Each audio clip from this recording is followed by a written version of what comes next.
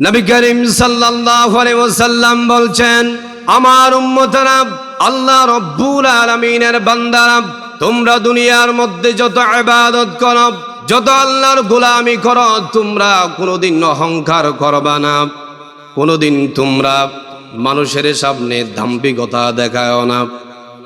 এই জন্য দেখাবা না, তোমাদের আমল দিয়া তোমরা জান্নাতে যেতে পারবে না।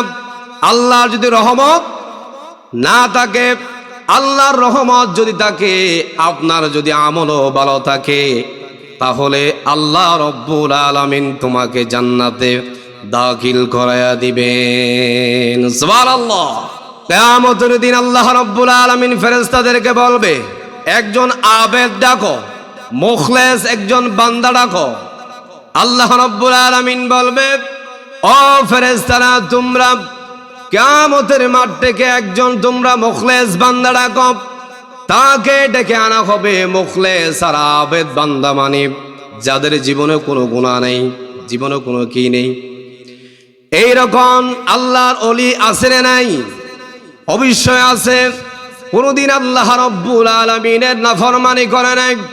আল্লাহ রব্বুল আলামিন এমন একজন বান্দাকে ডাক দেবে, ও আমার বান্দা, তুমি এইদিকে আসো, জান্নাতে তুমি চলে যাও।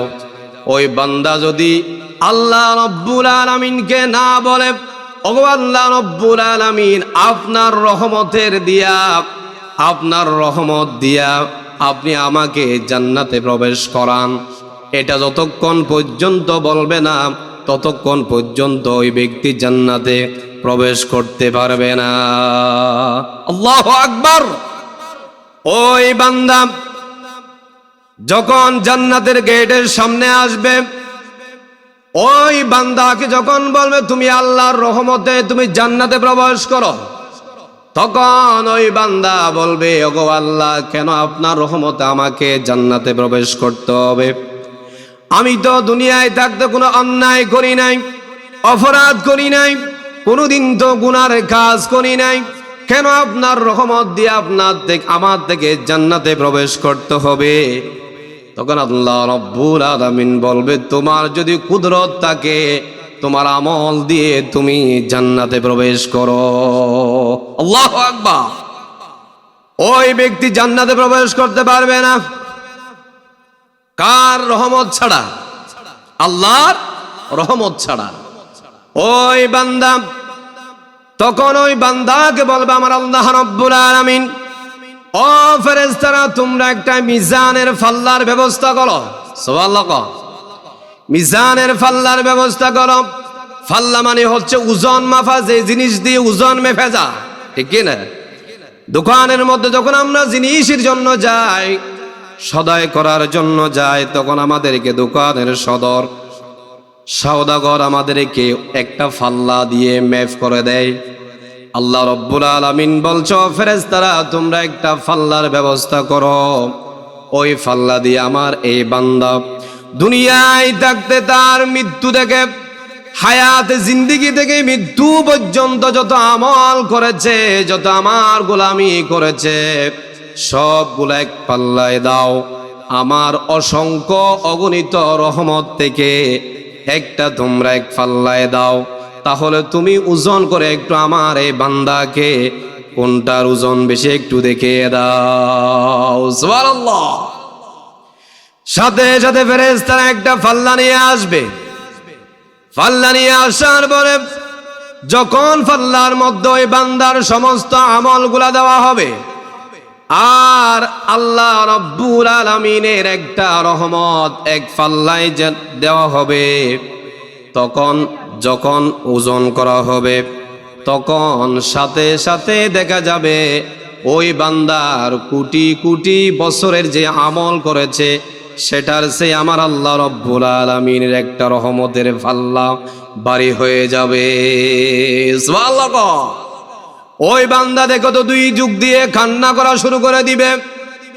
ওই বান্দা বলবে, ওগো আল্লাহ, আমি এতক্ষণ পর্যন্ত আপনার সাথে যা বেয়াদবি করেছি, আমাকে মাফ করে দেন। আল্লাহু আকবার। ওই ব্যক্তি বলবে, ওগো আল্লাহ, আপনি আমাকে মাফ করে দেন, আমি বুঝতে পারি নাই, আপনার রহমত ছাড়া আমি বান্দার কুদরত নাই জান্নাতে প্রবেশ হওয়ার। সুবহানাল্লাহ।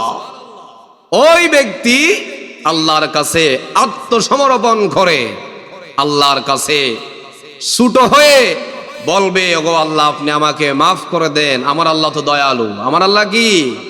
আমার আল্লাহর একটা নাম হচ্ছে রহমান, তিনি দয়ালু। তার একটা নাম আছে কাহ্হার। তিনি যখন রাগান্বিত হয়, তাকে থামানোর জন্য কিয়ামতের মাঠে দ্বিতীয় কোনো ব্যক্তি থাকবে না। আল্লাহু আকবার।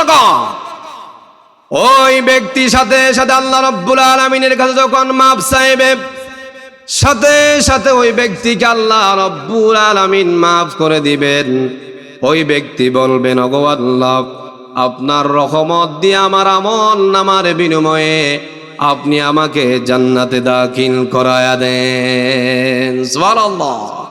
এই জন্য এখান থেকে বোঝা যায়, ইবাদত করে অহংকার করা যাবে না, দাম্ভিকতার সহিত চলাফেরা করা যাবে না। মনে করতে হবে আমি কিছুই করি নাই, কিন্তু এটার বদৌলত নিবেন আপনি একমাত্র আল্লাহর কাছ থেকে, ঠিক কি না? দুনিয়ার কাউকে ইবাদত নিয়ে ভরাই করে অহংকার কোনো লাভ নেই। এই জন্য আমি বলবো, আমার অত্র এলাকার মানুষদেরকে বলবো, আপনারা এখনো পর্যন্ত যারা বিক্ষিপ্ত অবস্থায় আছেন, এখনো সময় আছে। দোকানে পাড়ে অযথা সময় নষ্ট না করে, মাহফিল তো প্রতিদিন হয় না, বছরে হয় একবার। আমরা সময়টা নষ্ট না করে প্যান্ডেলে এসে মাহফিলের সৌন্দর্য রক্ষা করি। আল্লাহ পাক সবাইকে কবুল করুক। সবাই বলেন আমিন। সম্মানিত উপস্থিতি, আমার ভাইয়েরা, কথা বলার কথা ছিল সূরা বনী ইসরাইল থেকে 17 নম্বর সূরা। কোরআনে কারিমে কত নম্বর সূরা? 17 নম্বর সূরা। বনী ইসরাইলের প্রথম থেকে কথা বললাম। আমার সাথে সাথে যারা পারেন সবাই পড়ুন। বিসমিল্লাহির রহমানির রহিম। সুবহানাল্লাযী আসরা বিআবদিহি লাইলাম মিনাল মাসজিদিল হারাম ইলাল মাসজিদিল আকসা الذي باركنا حوله لنريه من آياتنا الله أكبر। এই আয়াতের মধ্যে আল্লাহ রাব্বুল আলামিন বলছে সুবহান। সুবহান আমাদেরকে বুঝতে হবে, সুবহান মানে হচ্ছে আমার আল্লাহ, যিনি অসম্ভবকে সম্ভব করে দেখিয়ে দিতে পারে। তিনি কে? আমার আল্লাহ। এই জন্য আল্লাহ রাব্বুল আলামিন সুবহান দিয়ে শুরু করেছেন। আজকের রাতটা আমরা সবাই জানি 26 তারিখ, 27 তারিখের রাত, ঠিক কিনা? আর রজব মাসের 27 তারিখ আল্লাহ রাব্বুল আলামিন আমার আপনার নবীকে 7 আকাশ পাড়িয়ে সিদরাতুল মুনতাহা অতিক্রম করে আরশ আজিমে নিয়ে গিয়েছিলেন। সুবহানাল্লাহ। আল্লাহ রাব্বুল আলামিন আমার আপনার নবী মুহাম্মদ সাল্লাল্লাহু আলাইহি ওয়াসাল্লামকে এমন এমন মুজিজা দান করতেন, তাকে এমন এমন অলৌকিক ঘটনা দেখিয়ে দিতেন। যখন আমার নবীর মনটা খারাপ থাকতো, তখন আল্লাহ রাব্বুল আলামিন, আমার আল্লাহ রাব্বুল আলামিন আমার নবী মুহাম্মদ সাল্লাল্লাহু আলাইহি ওয়াসাল্লামকে এমন মুজিজা দান করতেন, যেটা পেয়ে আপনার আমার নবী খুশি হয়ে যেতেন। সুবহানাল্লাহ। আমার আপনার নবী মক্কায় যখন কোরআনের দাওয়াত দিচ্ছিলেন, কোরআনের দাওয়াত দিচ্ছে, কাফেরেরা আমার আপনার নবীকে বিভিন্নভাবে হেনস্থ করত, বিভিন্নভাবে আমার আপনার নবী মুহাম্মদ সাল্লাল্লাহু আলাইহি সাল্লামকে তারা অপমান করত। তখন আমার আপনার নবীর মনটা খারাপ হয়ে যেত। তখন আমার আপনার নবী মুহাম্মদ সাল্লাল্লাহু আলাইহি সাল্লাম যখন মক্কার কাফেরেরা ইসলামের দাওয়াত গ্রহণ করতেছে না, তিনি রাগ করে তিনি চিন্তা করলেন, এখানেও তো আমার দাওয়াত গ্রহণ করতেছে না, মনে হয় একটু তাইফের মাঠে গিয়া যখন কোরআনের দাওয়াত দিব, আমার থেকে মনে হয় তারা আমার দাওয়াত কবুল করে নিবেন। আল্লাহু আকবার। আমার আপনার নবী মুহাম্মদ সাল্লাল্লাহু আলাইহি ওয়াসাল্লাম সাথে সাথে কোথায় চলে গেল? তাইফের মাঠে। তাইফের মাঠে যখন চলে গেল কিসের দাওয়াত দেওয়ার জন্য? কোরআনের দাওয়াত দেওয়ার জন্য। আমার আপনার নবী মুহাম্মদ সাল্লাল্লাহু আলাইহি ওয়াসাল্লাম যখন তায়েফের মাঠে চলে গেল, তায়েফবাসীকে যখন ইসলামের দাওয়াত দিল, কালিমার দাওয়াত দিল, তারা আমার আপনার নবীর কোরআনের দাওয়াত তো গ্রহণ করলো না, তারা আরো পাথর মেরে আপনার আমার নবীকে রক্তাক্ত করে দিয়েছে। নাউযুবিল্লাহ। আমার আপনার নবীকে আরো তারা রক্তাক্ত করে দিয়েছে পাথর মেরে। হাদিসের মধ্যে আসছে আপনার আমার নবীকে পাথর মারতে মারতে তার শরীর থেকে এমন রক্ত বের হয়েছে, রক্ত বের হতে হতে এগুলা গড়িয়ে গড়িয়ে পড়তে পড়তে তার পা মুবারকের মধ্যে রক্তের জমাট বেঁধে গিয়েছে। আল্লাহু আকবার। আমার আপনার নবী মুহাম্মদ সাল্লাল্লাহু আলাইহি ওয়াসাল্লাম এত তারা হেনস্থ করার পর, অপমান করার পর, তারপর আপনার আমার নবী তাদেরকে বদদুয়া দেয় নাই। আল্লাহু আকবার।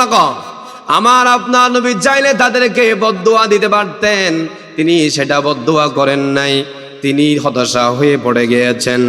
যখন সাহাবীরা জিজ্ঞেস করতেছে, ইয়া রাসূলুল্লাহ, আপনাকে তো কাফেরেরা অনেক অপমানিত করেছে, অনেক আপনাকে অপদস্থ করেছে, আপনি তাদেরকে একটু কি করেন, বদদুয়া দিলেন না কেন? তখন আপনার আমার নবী মুহাম্মদ সাল্লাল্লাহু আলাইহি ওয়াসাল্লাম বলছে, ও আমার সাহাবীরা, কেন আমি তাদেরকে বদদুয়া দিব? এরা তো আমার ইসলাম কালিমার দাওয়াত গ্রহণ করলো না, আমার কোনো সমস্যা নাই, কিন্তু এদের নাতি ফুতি একদিন ইসলামের কালিমা গ্রহণ করতে পারে। আল্লাহু আকবার। তিনি বলছে, যখন আমি এখন বদদুয়া দিব, আমি তাদেরকে যখন অভিশাপ দিব, সাথে সাথে তারা ধ্বংস হয়ে যাবে। এই জন্য আমি মুহাম্মদ সাল্লাল্লাহু আলাইহি ওয়াসাল্লাম তাদেরকে বদদুয়া দিতে পারি না। এরা যদি কালিমার দাওয়াত গ্রহণ না করে, তাদের নাতি ফুতিরা একদিন এই ইসলামের কালিমা গ্রহণ করে নিবেন। সুবহানাল্লাহ। যখন আমার নবী তায়েফের মাঠে ইসলামের দাওয়াত দেওয়ার জন্য গেল, তখন তাদেরকে যখন কোরআনের দাওয়াত দিল, তারা তো ইসলামের দাওয়াত গ্রহণ করল না, রাসূলকে আরো তারা অপমান করেছে। এই জন্য রাসূলের মনটা খারাপ হয়ে গিয়েছে।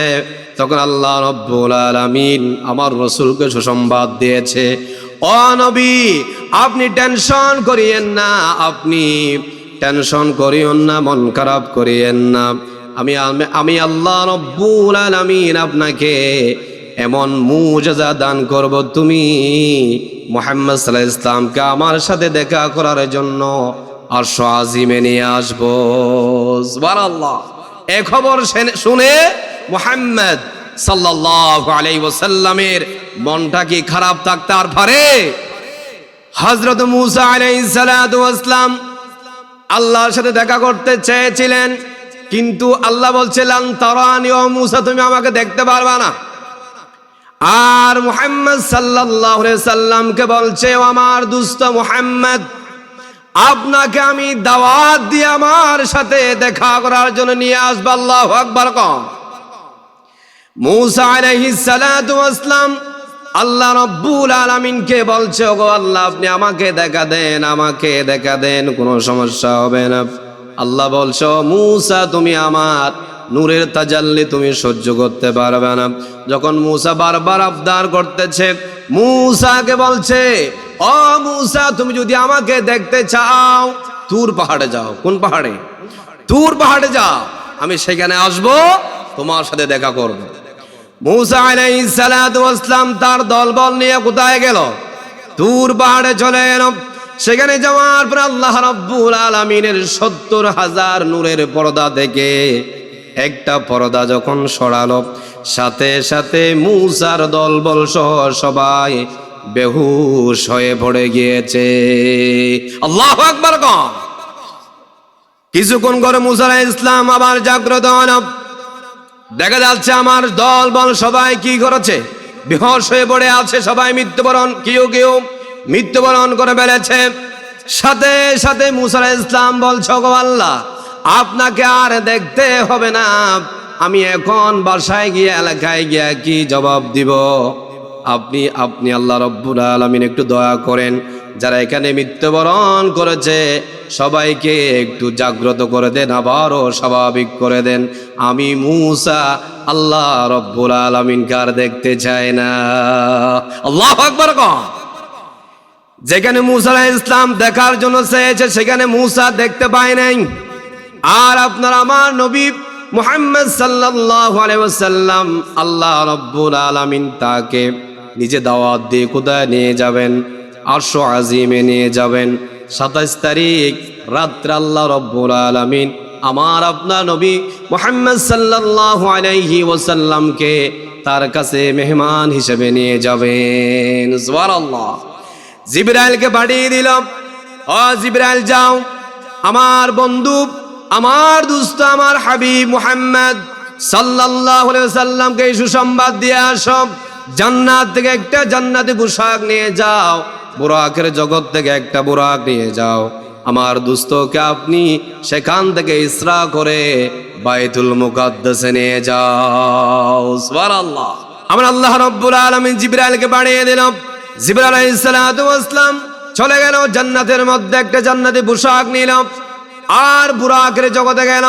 বুরাকের জগতে গিয়ে একটা বুরাক দেখা যাচ্ছে, অসংখ্য বুরাক। একটা বুরাক তার চেহারাটা অন্ধকার আর দুই চোখ দিয়া শুধু বেয়ে বেয়ে পানি যাচ্ছে। জিবরাইল গিয়া সেখানে গিয়ে প্রশ্ন করতেছে, সব বুরাক তো এখানে সুন্দরভাবে বসে আছে, ও বুরাক তোমার কি হয়েছে? তোমার কি হয়েছে? তুমি এইভাবে মনটা খারাপ করে কেন কান্না করতেছ?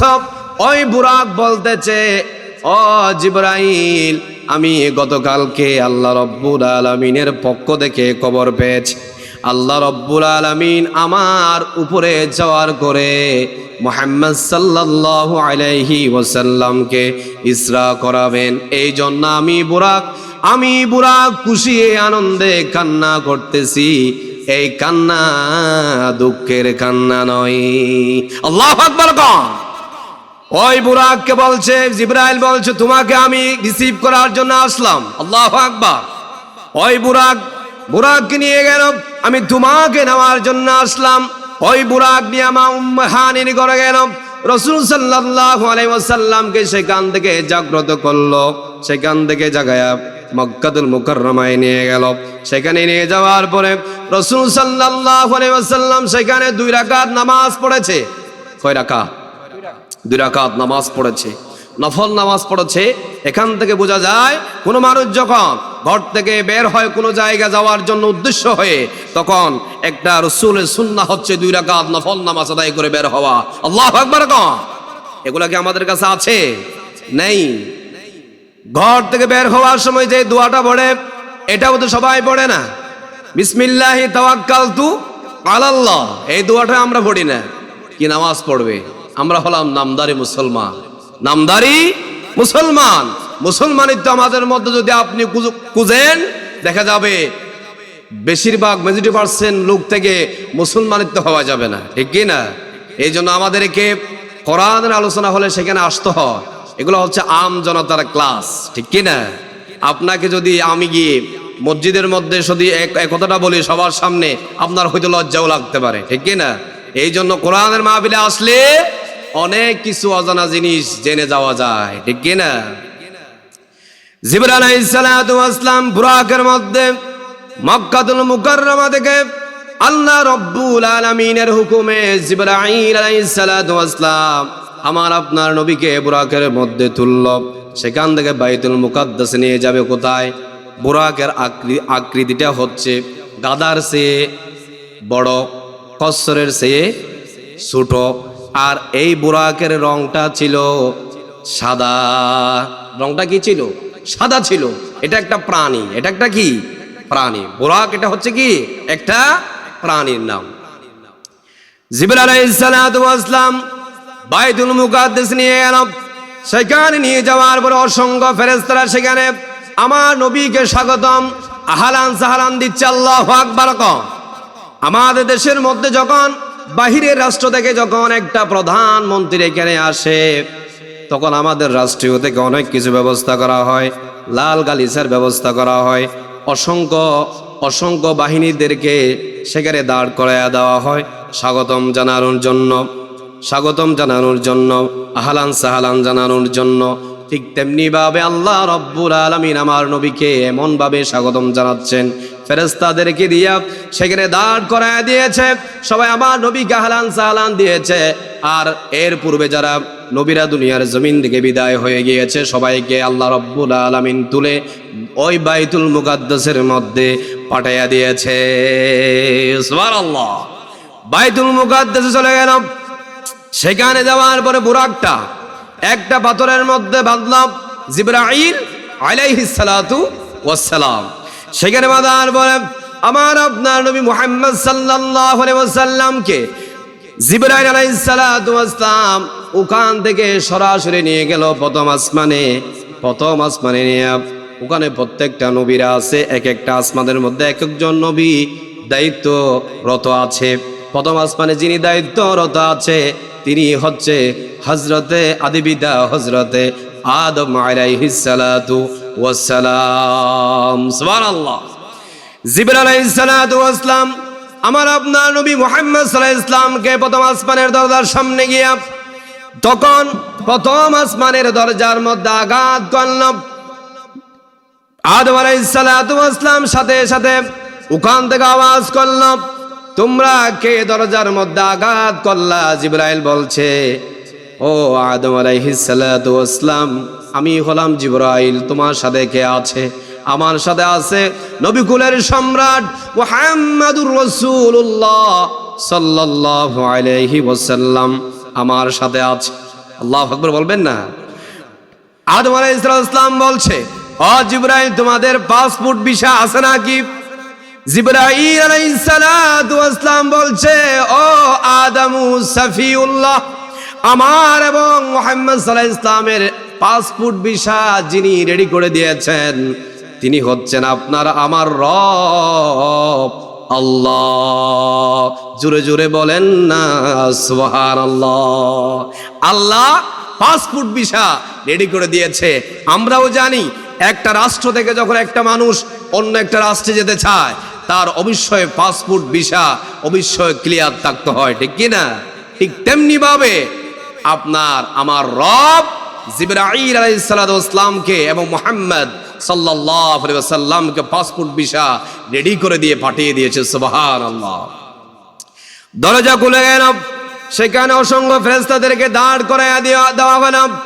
হযরতে আদম আলাইহিস সালাতু ওয়াস সালাম সকল ফেরেশতাদেরকে নিয়ে আপনার আমার নবী মুহাম্মদ সাল্লাল্লাহু আলাইহি ওয়াসাল্লামকে স্বাগতম জানালো, আহলান সাহলান দিল। এরপরে দ্বিতীয় আসমানে গেল। দ্বিতীয় আসমানের মধ্যে একইভাবে আঘাত করলো, সেখানে দেখা হয়ে গেল হযরতে ঈসা আলাইহিস সালাতু ওয়াস সালাম হযরতে ইয়াহইয়া আলাইহিস সালাতু ওয়াস সালামের সাথে। এরপরে তৃতীয় আসমানে এলো, সেখানে দেখা হয়ে গেল হযরতে ইউসুফ আলাইহিস সালাতু ওয়াস সালামের সাথে।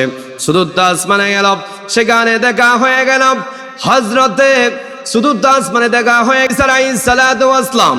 সেখান থেকে পঞ্চম আসমানে এলো, সেখানে দেখা হয়ে গেল হযরতে হারুন আলাইহিস সালাতু ওয়াস সালামের সাথে দেখা হয়ে গেল। ষষ্ঠ আসমানে গেল, সেখানে দেখা হয়ে গেল হযরতে মুসা আলাইহিস সালাতু ওয়াস সালামের সাথে। মুসা আলাইহিস সালাতু ওয়াস সালামের সাথে দেখা হওয়ার পরে সাথে সাথে মুসা আলাইহিস সালাম মুহাম্মদ সাল্লাল্লাহু আলাইহি ওয়াসাল্লামকে দেখে দুই চোখ দিয়ে পানি পড়তেছে, তিনি কান্না করতেছে। তখন রাসূল বললেন, ও মুসা, আপনি কেন কান্না করতেছেন?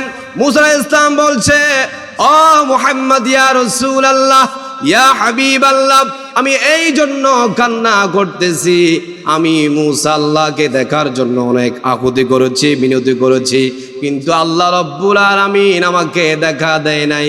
আল্লাহ রাব্বুল আলামিনকে আমি দেখতে গিয়ে আমি নিজে বেহুশ হয়ে গিয়েছিলাম।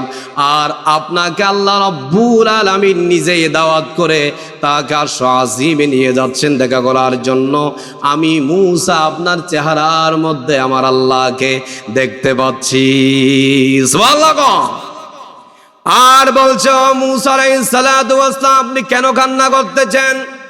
মুসা আলাইহিস সালাতু ওয়াস সালাম বলছে, ইয়া রাসূলুল্লাহ ইয়া হাবিবাল্লাহ, এই জন্য আমি কান্না করতেছি, আমি খবর পেয়েছি কিয়ামতের মাঠে আল্লাহ রব্বুল আলামিন প্রথমে আপনার উম্মতদেরকে তোলা হবে, আমাদের উম্মতদেরকে তোলা হবে না।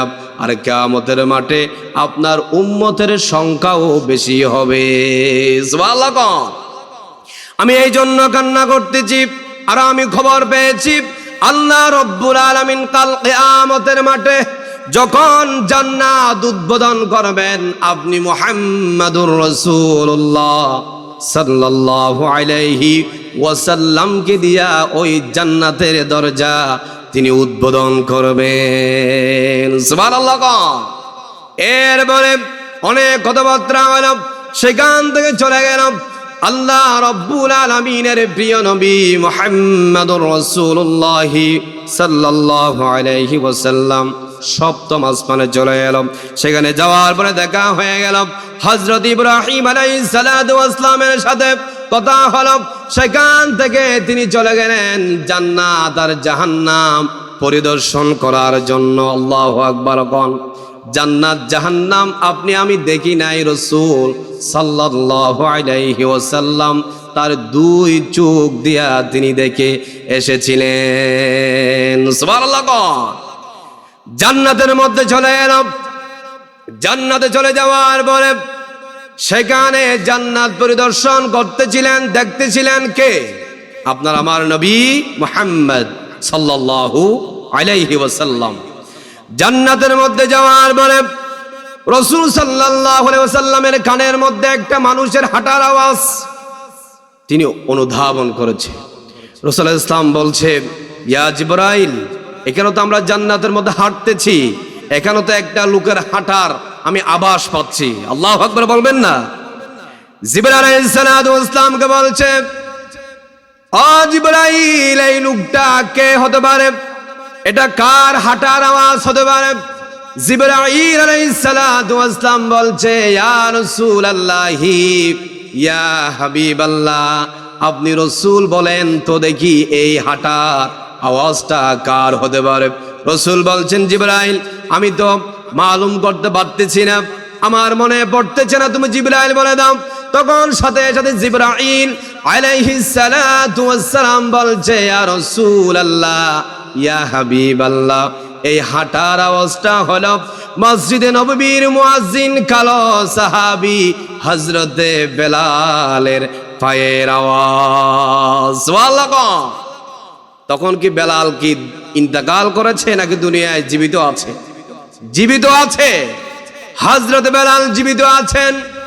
রাসূলুল্লাহ ইসলাম যখন মিরাজ থেকে আসলেন, আসার পরে বেলালকে ডাক দিল, বেলাল তুমি এদিকে আসো। আমি রাসূল যখন জান্নাত আর জাহান্নাম গতকালকে যখন রাতে পরিদর্শন করেছিলাম, তখন আমি জান্নাতের দরজা যখন গেলাম তোমার পায়ের হাঁটার আওয়াজ পেলাম। ও বেলাল, তুমি কি আমল করো? তুমি এমন কি আমল করো? তোমার এই আমলের কারণে আল্লাহ রাব্বুল আলামিন খুশি হয়ে গিয়ে তোমাকে জীবিত থাকতে জান্নাতের মধ্যে হাঁটার সুযোগ করে দিয়েছেন। বেলাল বলছে, ইয়া রাসূলুল্লাহ, ইয়া হাবিবাল্লাহ, আমি তো বেশি কিছু আমল করি না, 5 ওয়াক্ত নামাজ পড়ি, হালাল হারাম চিনে চলার জন্য চেষ্টা করি, আর অতিরিক্ত একটা আমল করার জন্য চেষ্টা করি। যখন আমি 5 ওয়াক্ত নামাজ পড়ার জন্য মসজিদে যাই, সবার আগে মসজিদে চলে যাই, আর যাওয়ার পরে সাথে সাথে 2 রাকাত তাহিয়াতুল উজুর নামাজ পড়ে ফেলি। এই মনে হয় 2 রাকাত নামাজের কারণে আমি আল্লাহ রব্বুল আলামিন আমি বেলালকে জান্নাতে দুনিয়ায় থাকতে হাঁটার সুযোগ করে দিয়েছেন। সুবহানাল্লাহ। হযরত বেলাল কি আমল করত? অতিরিক্ত উযু করার পরে 2 রাকাত নামাজ পড়তেন, তাহিয়াতুল উজুর নামাজ। এগুলা কি আমরা পড়ি না? মসজিদে গিয়ে আগে গিয়ে বসা থাকি, কোনো নামাজের কোনো খবর নেই। এই জন্য এখান থেকে 8টা মাসালা শিখে নেবেন।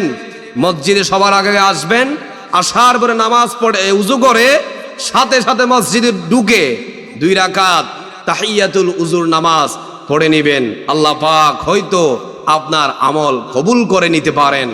সুবহানাল্লাহ। হযরত বেলাল বলছে, আমি এই 2 রাকাত নামাজ পড়ি আর অতিরিক্ত কোনো আমল করি না। হযরতে বেলালকে বলছে, আমার রাসূল সাল্লাল্লাহু আলাইহি ওয়াসাল্লাম বলছে, ও বেলাল, তোমার মনে হয় এই 2 রাকাত নামাজ আল্লাহ রব্বুল আলামিনের কাছে কবুল হয়ে গিয়েছে? আল্লাহু আকবার কোন। এরপরে জাহান্নাম পরিদর্শন করার জন্য গেল। কোথায় গেল? জাহান্নাম পরিদর্শন করার জন্য গেল। সেখানে যাওয়ার পরে দেখা যাচ্ছে কিছু মানুষ, সামনে ভালো খাবারও আছে, আবার ফসা খাবারও আছে। ওই ব্যক্তি ফসা খাবার খাচ্ছে, ভালো খাবারগুলা খাচ্ছে না। তখন জিবরাইল থেকে প্রশ্ন করল, আমার রাসূল সাল্লাল্লাহু আলাইহি ওয়াসাল্লাম বলছে, ইয়া জিবরাইল, মান হাউলাই, এরা খারাপ, এরা হলো আপনার দলের লোক, এরা মুসলমান ছিল, তাহলে আজকে তাদের অবস্থা কেন? জিবরাইল আলাইহিস সালাতু ওয়াস সালাম বলছে, ইয়া রাসূলুল্লাহি, ইয়া হাবিবাল্লাহ, তাদের আজকে অবস্থা হলো এই জন্য, দুনিয়ায় থাকতে তারা হালাল খাবার খায় নাই, হারাম খাবার খেয়েছে। তাদের হালাল স্ত্রী থাকার পরে তারা হারাম স্ত্রীর কাছে চলে গেল, পর নারীর কাছে চলে গেল। নিজের হালাল স্ত্রী থাকার পরেও তাকে সময় দেয় নাই, তারা বেপরদা নারীর সাথে চলাফেরা করেছে, তাদের লজ্জাস্থান তারা ভোগ করেছে। এই জন্য আল্লাহ রব্বুল আলামিন আজকে কিয়ামতের মাঠে তাদেরকে ভালো খাবার খাওয়াচ্ছে না, তাদেরকে এই ফসা খাবার খাওয়াচ্ছে। আল্লাহু আকবার। দুনিয়ায় থাকতে নিজের স্ত্রী থাকার পরও আমরা পরকীয়ায় লিপ্ত থাকি কিনা? একটু জোরে বলেন না। এখন তো সহজভাবে একটা মেয়েকে পটানোর জন্য সহজ মাধ্যম হচ্ছে মোবাইল, ঠিক কিনা? এই জন্য আমরা দেখা যায় মাথায় টুপি, 5 ওয়াক্ত নামাজ পড়ে, কিন্তু পর নারীকে স্ত্রী চেয়ে বেশি সময় দেয়। এই রকম নামদারি মুসলমান আছে না নাই? আছে।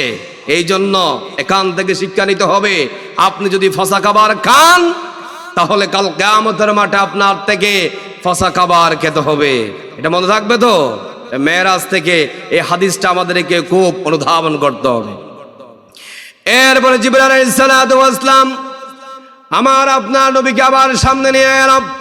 সামনে নিয়ে যাওয়ার পরে দেখা যাচ্ছে কিছু মানুষকে ফেরেশতারা মাথার মধ্যে আঘাত করতেছে, আবারও ঠিকঠাক করতেছে, বারবার আঘাত করতেছে, মাথা একেবারে দুই দিকে দুইটা চলে যাচ্ছে, এমন ভাবে আঘাত করতেছে মাথা 2 ফাঁক হয়ে গিয়েছে।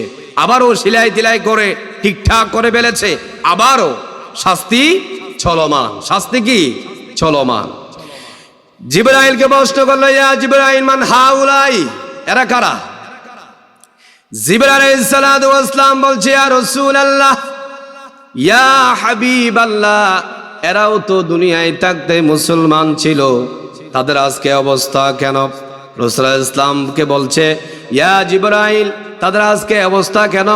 রাসূলকে বলছে, জিবরাইল, তাদের অবস্থা হওয়ার কারণ হলো দুনিয়ায় থাকতে তারা আজান শোনার পরও মসজিদে যেত না, আজান শোনার পরও নামাজ পড়তো না, আজান শোনার পরেও তারা পাপ কাজে লিপ্ত থাকতো।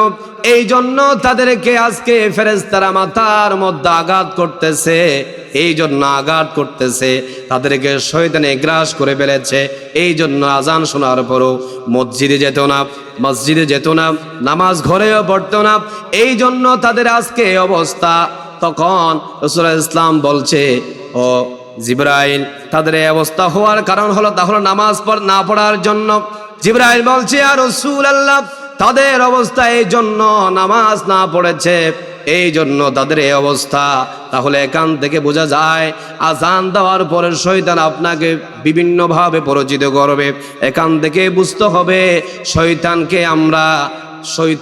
শয়তানের উপরে পাড়ি দিয়া আমাদেরকে মসজিদে এসে হাজির হয়ে যেতে হবে, ঠিক কিনা? শয়তান আপনাকে তো পরিচিত করবে, এটাই স্বাভাবিক। নামাজ পড়িয়েন না, খারাপ দিকে যান, আপনাকে ঘুম থাকলে একটু ঘুম ফারাইয়া দেবে। এমনি ঘুম আসে না, 2টা 3টা চলে গেছে, আপনার ঘুম আসতেছে না।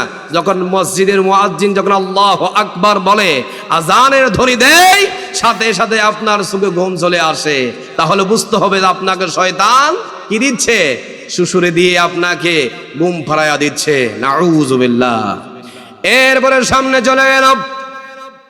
সামনে চলে যাওয়ার পরে দেখা যাচ্ছে কিছু লোক, তাদেরকে আগুনের মধ্যে, পেটটা একেবারে মোটা, চেহারাটা ছোট, ফেরেশতারা ধাক্কা দিয়ে আগুনের মধ্যে ধাক্কা দিয়ে ঢুকিয়ে দেয়, আবার কিছুক্ষণ পরে বের হয়, আবারও ধাক্কা দিয়ে ঢুকিয়ে দেয়, আবারও বের হয়।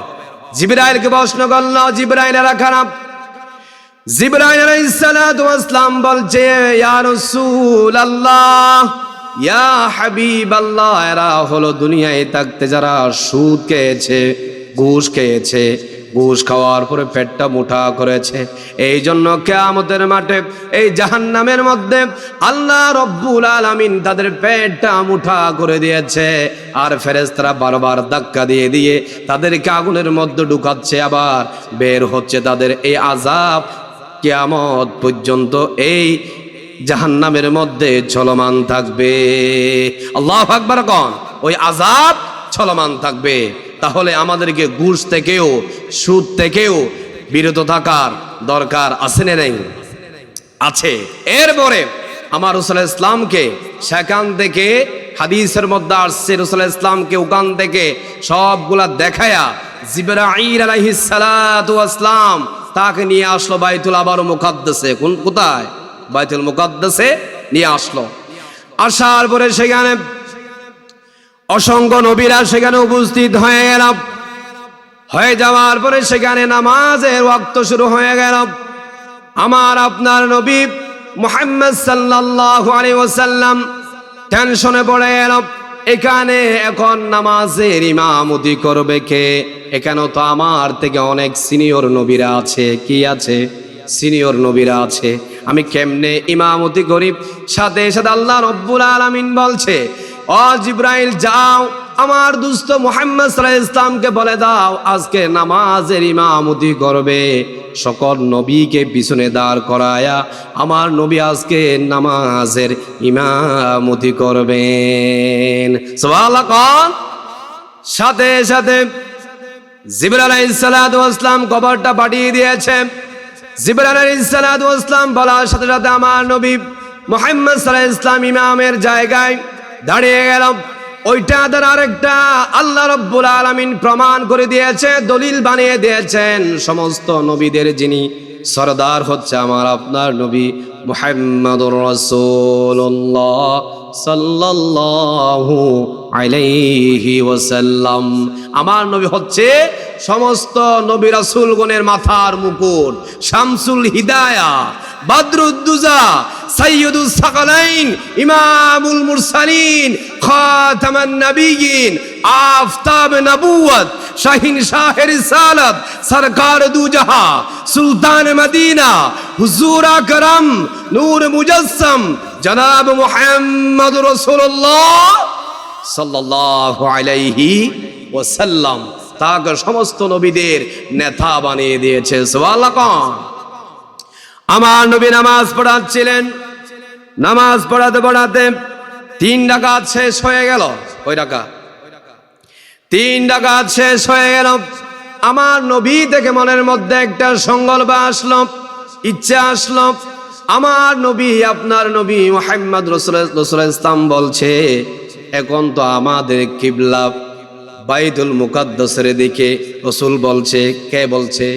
রাসূল বলছে তখন আমাদের কিবলা ছিল বাইতুল মুকাদ্দাসের দিকে। ওই দিন কিবলা পরিবর্তন হয়েছে। এটা আমার মুখের কথা নয়, আল্লাহ রাব্বুল আলামিন কোরআনে কারীমে বলছেন, قد نرى تقلب وجهك في السماء فلنولينك قبلة ترضاها। আল্লাহু আকবার। সাথে সাথে আমার নবী বলছে, আল্লাহ, আমাদের কিবলাটা যদি মক্কাতুল মুকাররমার দিকে হতো কতই না ভালো হতো। আল্লাহু আকবার কোন। আমার নবী আল্লাহর কাছে কোনো কথা বলতে দেরি, কবুল হতে দেরি হয় না। সাথে সাথে আল্লাহ রাব্বুল আলামিন কবুল করে নিলেন। আল্লাহ রাব্বুল আলামিন সাথে সাথে বলছে, ও আমার হাবিব মুহাম্মদ সাল্লাল্লাহু আলাইহি ওয়াসাল্লাম, আপনি মনে মনে কি চিন্তা করেছেন আমি আল্লাহ জেনে গিয়েছি। আর দেরি করার চিন্তা নাই, দেরি করার কোনো কারণ নাই। এখন বাকি 1 রাকাত তুমি মক্কাতুল মুকাররমার দিকে নামাজটা আদায় করে শেষ করো। আজকে থেকে আমি আল্লাহ রব্বুল আলামিন তোমাদের কিবলা বানিয়ে দিলাম মক্কাতুল মুকাররমা। সুবহানাল্লাহ। ওই দিন আমাদের কিবলা পরিবর্তন হয়েছে। সুবহানাল্লাহ বলবেন না? এরপরে নামাজ শেষ করার পরে সেখান থেকে নিয়ে গেল সিদরাতুল মুনতাহায়। কোথায়? সিদরাতুল মুনতাহা মানে হচ্ছে শেষ প্রান্ত। সিদরাতুল মুনতাহা শব্দের অর্থ কি? শেষ সীমানা, শেষ সীমানা। সেখানে যাওয়ার পরে জিবরাইল আলাইহিস সালাম বলছে আমার আপনার নবীকে, ইয়া রাসূলুল্লাহ আমি আর যেতে পারবো না, আমি আর যেতে পারবো না। আল্লাহ পাক আমাকে যতটুকু অর্ডার দিয়েছে আমি ততটুকু দায়িত্ব পালন করেছি। সিদরাতুল মুনতাহা হচ্ছে আমার উপরে যাবার আর কোনো অর্ডার নেই, এখান হচ্ছে আমার শেষ সীমানা। এখান থেকে আল্লাহ পাক তার কুদরতি লিফটের মাধ্যমে তোমাকে আরশ আজিমে নিয়ে যাবে। সুবহানাল্লাহ। সেখান থেকে নিয়ে আল্লাহ রাব্বুল আলামিন আমার আপনার নবীকে আরশ আজিমের মধ্যে নিয়ে গেল। সেখানে অনেক কথাবার্তা হলো, সময়ের অভাবে সব বর্ণনা দিতে পারতেছি না। আমি 14টা শিক্ষার কথা বলবো। মেরাজ থেকে আসার সময় রাসূল সাল্লাল্লাহু আলাইহি ওয়াসাল্লাম আমাদের জন্য কয়টা শিক্ষা এনেছিলেন? 14টা। সবাই বলেন কয়টা? 14টা শিক্ষা এনেছিলেন, সেটার বর্ণনা দিব। নবী করিম সাল্লাল্লাহু আলাইহি ওয়াসাল্লাম মেরাজ থেকে আসার পরে ধারাবাহিক আল্লাহ রাব্বুল আলামিন সেগুলা বর্ণনা করেছেন।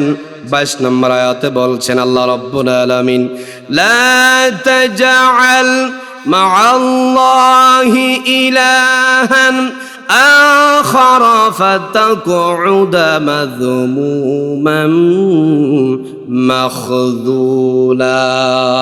আল্লাহু আকবার। কোন এই আয়াতের মধ্যে বলছে আমার আল্লাহ রাব্বুল আলামিন বলছে, ও দুনিয়ার বান্দারা, আমার নবীর উম্মতেরা, তোমরা যখন দুনিয়ার মধ্যে আছো তোমাদেরকে আমি এমনি এমনি সৃষ্টি করে নাই, আমার ইবাদত করার জন্য সৃষ্টি করেছি।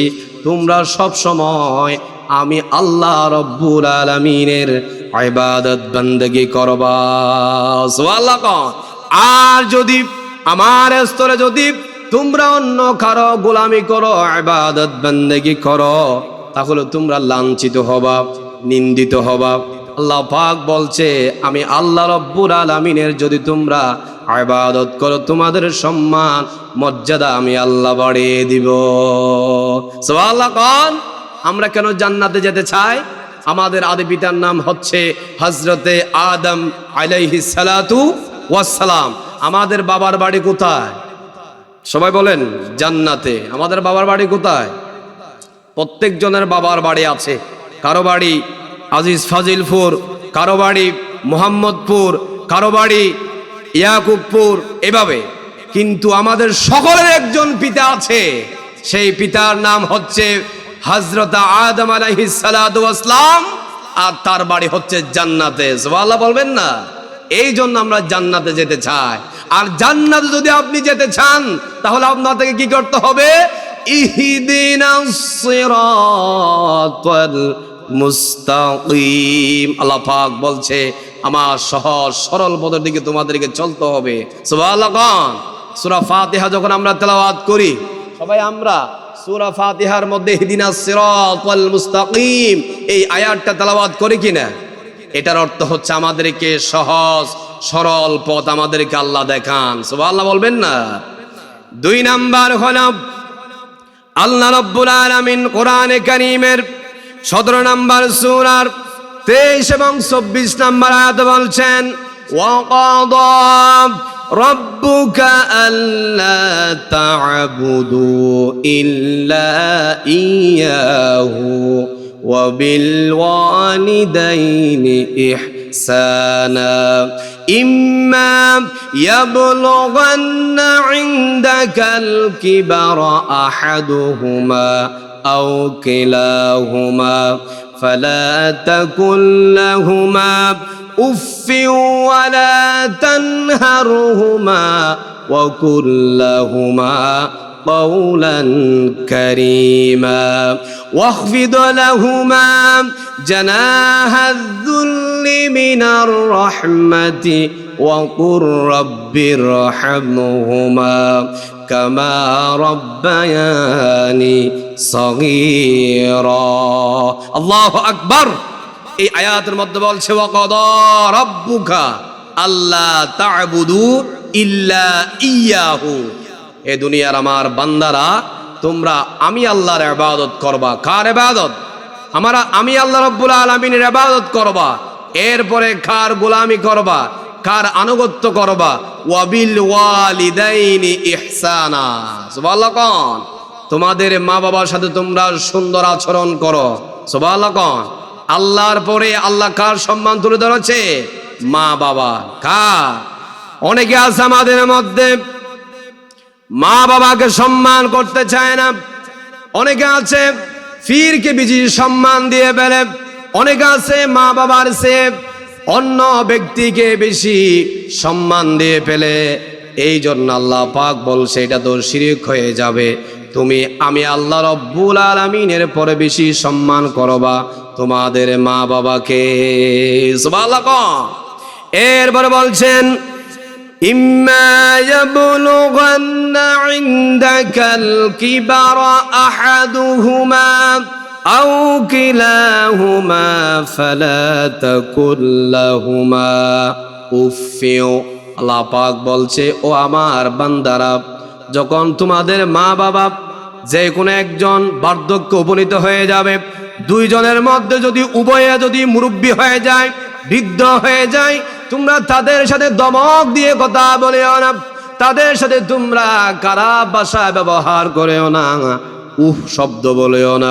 উফিউ এটার অর্থ হচ্ছে মা বাবাকে ধমক দিয়ে কথা বলেও না। ও আমার বান্দারা, তোমাদের মা বাবা হলো তোমাদের জন্য বড় ফির, সুবহানাল্লাহ। মা বাবার সাথে কোনোদিন খারাপ ভাষা ব্যবহার করেও না। শব্দের একটা ব্যাখ্যা দিচ্ছি। আপনি যদি রাস্তা দিয়ে হেঁটে যান, কোথায় দিয়ে?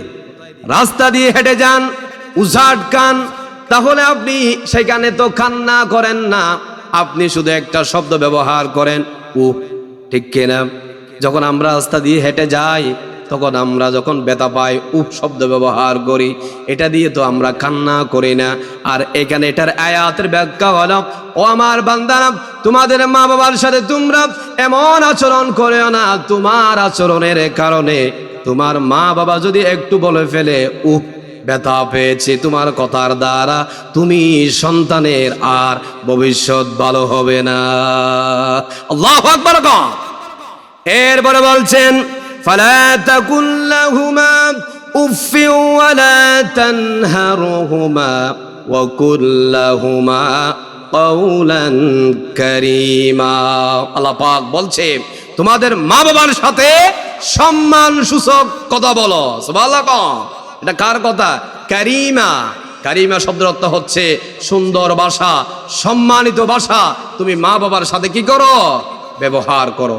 এগুলো এনেছে কে? রসুল। মেরাজ থেকে আসার সময় রসুলের কাছে আমার আল্লাহ সেগুলা দিয়েছিলেন। কাদের জন্য? এখানে 14টার মধ্যে 13টা হচ্ছে আমাদের জন্য, একটা হচ্ছে হক্কুল ইবাদা, যেটা আল্লাহর জন্য বলেছে। এই 14টার মধ্যে 2 ভাগে বিভক্ত, একটা হচ্ছে আল্লাহর জন্য, বাকি 13টা হচ্ছে আমাদের বালায়ের জন্য, সুবহানাল্লাহ। এরপরে বলছেন ওয়াখফিদ লাহুমা জানাহাদ যুল্লি মিনার রাহমাতি ওয়া কুর রাব্বিরহামহুমা কামা রব্বায়ানি সগীরা। আল্লাহু আকবার। এই আয়াতের মধ্যে বলছে তোমাদের মা বাবার জন্য তোমরা কি করো? বেশি বেশি দোয়া করো। সেই দোয়াটা তোমাদের বানিয়ে বানিয়ে বলতে হবে না। আমি আল্লাহ রব্বুল আলামিন কোরআনে কারীমের মধ্যে আয়াত নাজিল করে দিয়েছি, রব্বিরহামহুমা কামা রব্বায়ানি সগীরা। এটার অর্থ হলো, ও আল্লাহ, আমার মা বাবা আমাকে ছোট শিশু থাকতে শৈশবকালে যেভাবে আমাকে কোলে নিয়ে ঘুম পাড়াইয়া দিয়েছে, কত আদর করেছে, কত যত্ন করেছে, আপনি সেইভাবে আমাদের মা বাবাকে ওইভাবে তোমার রহমতের চাদর দিয়া ডেকে রাখবা, সুবহানাল্লাহ। এরপরে 3 নাম্বার শিক্ষা হলো, আল্লাহ রাব্বুল আলামিন কোরআনে কারীমের মধ্যে বলছেন রব্বুকুম আ'লামু বিমা ফি নুফুসিকুম ইন তাকুনু সালিহিন ফাইন্নাহু কানা লিল আওয়াবিনা গফুরা। আল্লাহ পাক বলছে তোমাদের কৃতকর্মের জন্য তোমরা আল্লাহর কাছে বেশি বেশি তওবা করো। সুবহানাল্লাহ। 3 নাম্বার শিক্ষা হচ্ছে মেরাজের, তোমরা তোমাদের কৃতকর্মের জন্য, সব তো আর ভালো কাজ হচ্ছে না, অনেক গুনাহ হচ্ছে, এই জন্য আল্লাহ বলছে বেশি বেশি কি করো, তওবা করো। তওবা করলেই আমি আল্লাহ পাক তোমাকে মাফ করে দিব। সুবহানাল্লাহ। এখন আমরা তওবা করি কখন? যখন মৃত্যুর শয্যায় সজ্জিত হয়ে যায়, যখন আমি মানুষের কথা শুনি না, যখন সুখ দেখি না, তখন আমরা হুজুরকে ডেকে এনে একটা কালিমা পড়িনি, আছে না নাই? এই তওবার কোনো দাম নাই। আল্লাহ বলছে তোমার যখন শক্তি আছে, সামর্থ্য আছে, যখন শরীরের তোমার যৌবন আছে, সব কিছু ঠিক আছে, তখন তুমি তওবা করো, তাহলে তোমার তওবা আমি আল্লাহ কবুল করে নেব। সুবহানাল্লাহ। এই জন্য তওবা করার মূল পয়েন্ট হচ্ছে যখন আপনার শক্তি থাকবে, সামর্থ্য থাকবে, তখন আমাদেরকে তওবা করতে হবে। তখন মৃত্যুর শয্যায় সজ্জিত হলে তওবা করে কোনো লাভ নেই। 4 নাম্বার, আল্লাহ রাব্বুল আলামিন কোরআনে কারীমে বলছেন ওয়াআতি যাল কুরবা হাক্কাহু ওয়াল মিসকিনা ওয়া বানাস সাবিল ওয়ালা তুবাযযির তাবযীরা। আল্লাহু আকবার। কোন আল্লাহ রাব্বুল আলামিন বলছে দুনিয়ার বান্দা, আমার নবী মেরাজ থেকে আসার সময় 4 নম্বর শিক্ষা এনেছে।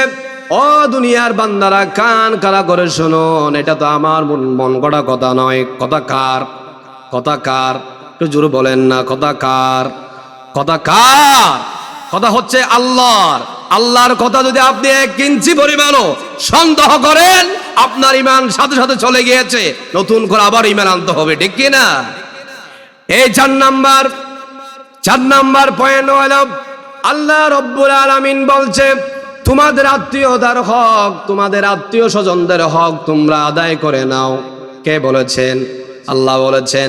অনেক মা বাবা আছে, সন্তান আছে, আপনি আপনার সম্পদ বন্টন করে না দিয়া দুনিয়ার জমিন থেকে বিদায় হয়ে গিয়েছেন।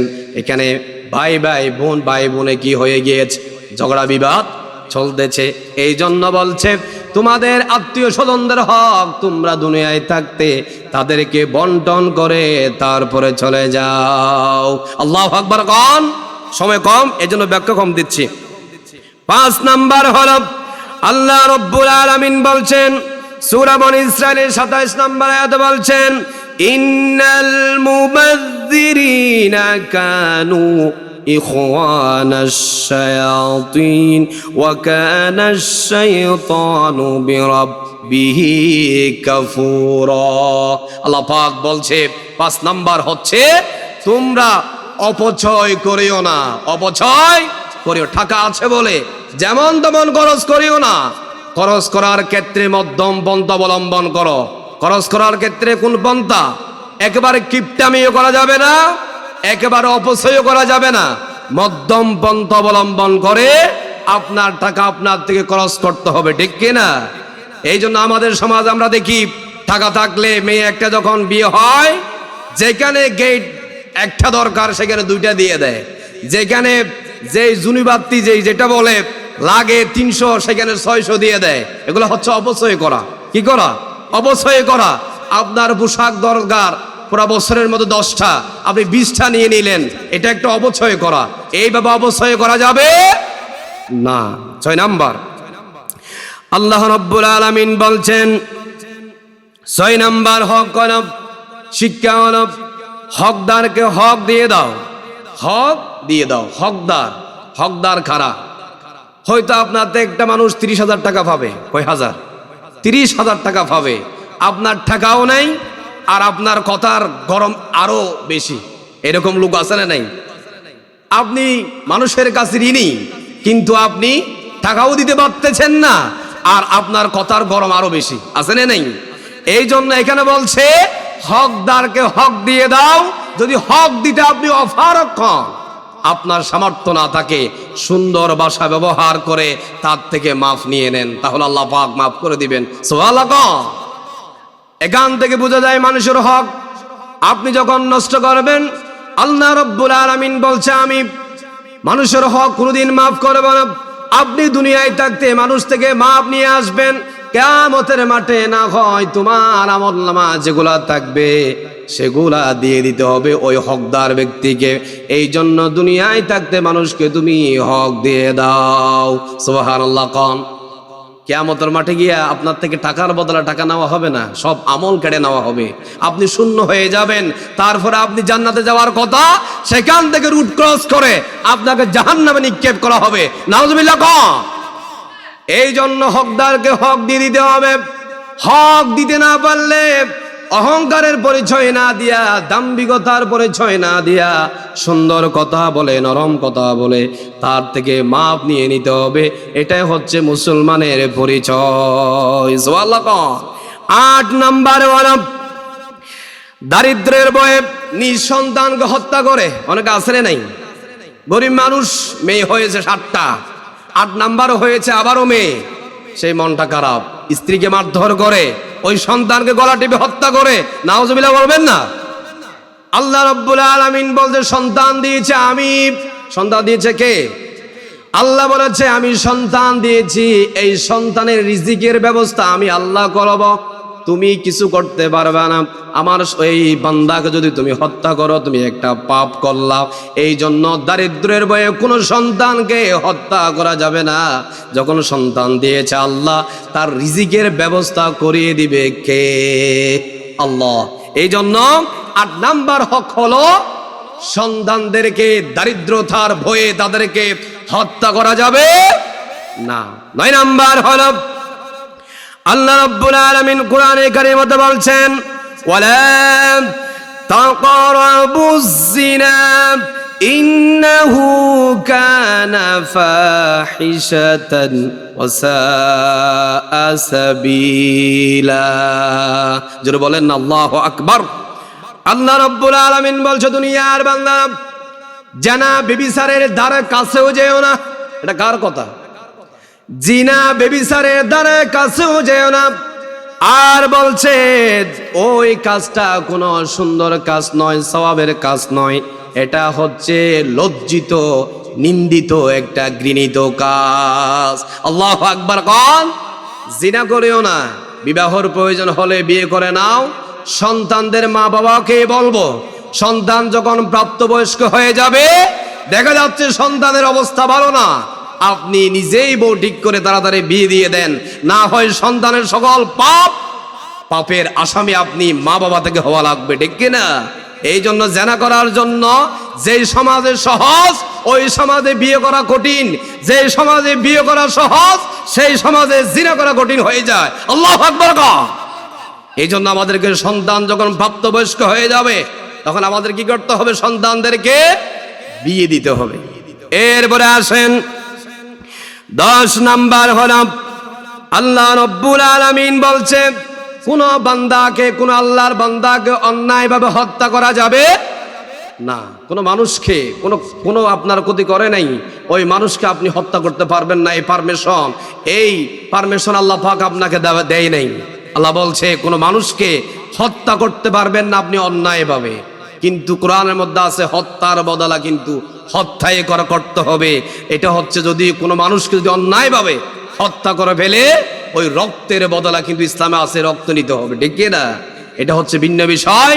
কিন্তু কোনো মানুষকে অন্যায়ভাবে হত্যা করা যাবে না। 11 নাম্বার পয়েন্ট হলো আল্লাহ রাব্বুল আলামিন বলছে কোরআনে কারীমের মধ্যে ওয়ালা তাকরাবু মালাল ইয়াতীম ইল্লা বিল্লাতি হিয়া আহসানু হাত্তা ইয়াবলুগা। আল্লাহ পাক বলছে তোমাদের সাথে, তোমাদের আশেপাশে অনেক এতিম বাচ্চা থাকে, এতিম মানুষ থাকে, তাদের সম্পদ তোমরা নষ্ট করেও না।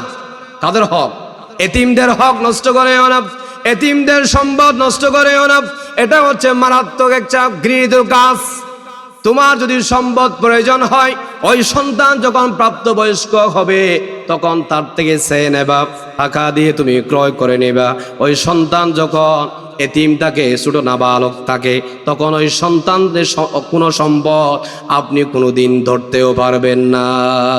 কথা কার?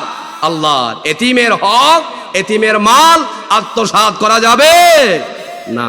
12 নাম্বার আল্লাহ রাব্বুল আলামিন বলছেন, 12 নাম্বার পয়েন্ট হলো ওজনে কোনোদিন কম দেওয়া যাবে না। আল্লাহু আকবার কম। 12 নাম্বার হলো যারা ব্যবসা করে, বাণিজ্য করে, তাদেরকে বলছে, ও সওদাগর ভাই, কোনোদিন মাল বিক্রয় করার সময় 200 গ্রাম, 100 গ্রাম, 50 গ্রাম মন চাইলে বেশি দেবা, তারপরও কম দেও না। বেশি দিলে সওয়াব পাবা, কিন্তু কম দিলে কিন্তু তোমার থেকে আল্লাহর আদালতে দাঁড়াতে হবে, ঠিক কি না? এই জন্য বলছে ওজনে কোনোদিন কম দেওয়া যাবে না। আপনি কাটাকে সোজা করে মেপে দিবেন, তাহলে আল্লাহ রাব্বুল আলামিনের আদালত থেকে তুমি বেঁচে যাবা। সুবহানাল্লাহ। এই জন্য 12 নম্বর পয়েন্ট হচ্ছে আপনি কি করতে পারবেন না, ওজনে কম দিতে পারবেন না। এক জায়গায় এক লোকের ঘটনা একটা বললে আপনাদের আরো ক্লিয়ার হবে। গুস্তর দোকানে বেশি এই সমস্যাটা হয়, ঠিক কি না? গুস্তর দোকানে সমস্যাটা বেশি হয়। এক হুজুর নাকি গুস্তর দোকান থেকে মাংস বিক্রয় করলো, সেখানে নাকি মাথার মধ্যে দেখা গিয়েছে 200 গ্রাম বেশি। হুজুর বলতেছে, ভাই আমাকে 200 গ্রাম আপনি বেশি দিলেন। বলছে, হুজুর খেয়ে দোয়া করিয়েন। ওই মাংস যখন অন্য দোকানে গিয়ে যখন মাপলো, 200 গ্রাম আরো কম পেলো, ঠিক কি না? এগুলো সমস্যা হয় বেশি মাংসর দোকানে। এই জন্য যারা মাংসর দোকান করেন তাদের থেকে ফাল্লার দিকে খুব সতর্ক থাকতে হবে। হয়তো দুনিয়ার মধ্যে হেসে আপনি 2 টাকা বেশি লাভ করার জন্য দিয়ে দিলেন, কাল কিয়ামতের মাঠে এই 2 টাকা আপনার জন্য জাহান্নামের আগুন পরিণত হয়ে যাবে। নাউজুবিল্লাহ। এই জন্য যারা ব্যবসা করেন তাদেরকে ওজনে দিকে খেয়াল রাখতে হবে। 13 নাম্বার হলো যেই বিষয়ে আপনার জ্ঞান নাই, যেই বিষয়ে আপনার জানা নাই, ওই বিষয় নিয়ে তর্কাতর্কি না করার জন্য বলছে তিনি কে? আল্লাহ। কোরআন শরীফে আয়াত আছে, সময় কম এর জন্য বলতেছি না। আল্লাহ রাব্বুল আলামিন বলছে, বান্দা তোমার যে বিষয়ে জ্ঞান নেই, এখন আমাদের সমাজের মধ্যে অনেক লোক আছে তার থেকে কোনো কোরআনের জ্ঞান নাই, হাদিসের জ্ঞান নাই, দোকানে বসে বসে হেসে হেসে অনেক কথা বাড়তি কথা বলে ফেলে, এরকম লোক আছে না নাই? ও বান্দা, এখন থেকে সতর্ক হয়ে যাও। তোমার কথার দ্বারা একটা কথা যদি কোরআন আর হাদিসের সাংঘর্ষিক বলে ফেলে, আপনার ঈমান চলে যাবে। ওই ঈমান ছাড়া যদি আপনি 1000 বছর নামাজ পড়েন, মৃত্যুর আগ পর্যন্ত ইবাদত করেন, আর লাস্টে দেখবেন আপনার আমলনামার খাতাটা সাদা থাকবে। আল্লাহু আকবার। এই জন্য আমাদেরকে এখান থেকে শিক্ষা নিতে হবে, যে বিষয়ে আপনার জ্ঞান নাই সেগুলা নিয়ে তর্কাতর্কি করার কোনো দরকার নাই, বরং সে যার কাছে জ্ঞান আছে তার থেকে আমরা সেই ব্যাপারে বিস্তারিত জেনে নেব, ঠিক কিনা? 14 নাম্বার লাস্ট। এরপরে 14 নাম্বার, আল্লাহ রাব্বুল আলামিনের প্রিয় নবী মুহাম্মদ সাল্লাল্লাহু আলাইহি ওয়াসাল্লাম মেরাজ থেকে আসার সময় শিক্ষা এনেছিলেন, আল্লাহর জমিনে তোমরা কোনোদিন অহংকার করেও না, দাম্ভিকতার সহিত চলেও না। প্রথমে বলেছি, এটা লাস্ট নাম্বার আসছে। জমিনের মধ্যে এই জমিনটা কার? জমিনটা কার? আপনি হয়তো 30 বছর বাঁচবেন, হয়তো 40 বছর, হয়তো 70 বছর, হয়তো 80 বছর আপনি দুনিয়ার জমিনে থাকবেন। এরপরে এই জমিন থেকে আপনার থেকে চলে যেতে হবে। আপনি সুদকে, ঘুষকে, আপনি সন্তানদেরকে আপনি সম্পদ তৈরি করে দিয়ে গেছেন। আপনি তো ওই কবরের মধ্যে শাস্তি পাবেন, আর আপনার সন্তানেরা দুনিয়ার মধ্যে আরামায়েশ করবে। আর শীতকালে ওই বেগুন আর ইলিশ মাছ এনে খাবে, আপনি আর কবরের মধ্যে ফেরেশতাদের নির্যাতন খেতে থাকবেন। এই জন্য অহংকার করে এই জমিনের মধ্যে সুদ খাওয়া যাবে না, ঘুষ খাওয়া যাবে না। আমাদের চলতে হবে কোরআন এবং হাদিসকে ফলো করে। আল্লাহু আকবার। কোন আল্লাহ পাক আমাদেরকে এই 14টা শিক্ষা যদি আমি যেগুলা বলেছি এগুলা যদি আপনার ভিতরে থাকে, আমি মনে করি আপনার থেকে জান্নাতে যাওয়ার জন্য আর বেশি কিছু দরকার হবে না। আমরা কি এগুলো মানি না? না জানলে রিপ্লাই করে আবার হুজুরদের থেকে জিজ্ঞেস করে নিবেন, তারপরও পাপ কাজ করা যাবে না, আমাদেরকে সেদিকে খেয়াল রাখতে হবে। আল্লাহ পাক যে আলোচনা করেছি এগুলো আমাদেরকে আমল করার তৌফিক দান করুক, সবাই বলেন আমিন।